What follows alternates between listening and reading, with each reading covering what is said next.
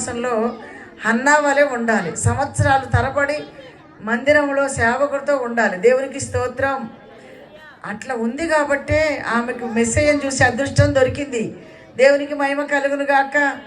చాలాసార్లు ఒక ఆదివారం వస్తారు, ఒక ఆదివారం రారు.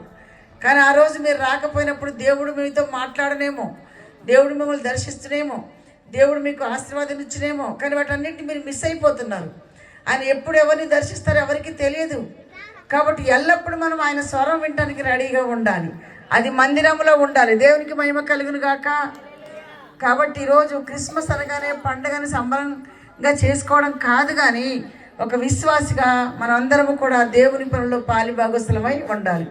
ఎంతోమంది త్యాగ నిరతి ఈరోజు ప్రభువైన యేసుక్రీస్తు భూమి మీదకి వచ్చాడని 2025 సంవత్సరాలు అయినా కూడా ఇంకా మనం జ్ఞాపకం చేసుకుంటున్నాం అంటే ఆ పుణ్యపురుషుడు, చరిత్రకారుడు, సుచరిత్ర కలిగిన ప్రభువైన యేసుక్రీస్తు ఎంతగా మరి ప్రాచుర్యాన్ని పొందాడో మనం చూడగలము. దేవునికి స్తోత్రం.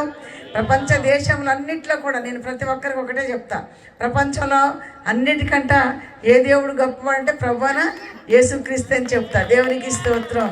3 ముక్కలు సువార్త.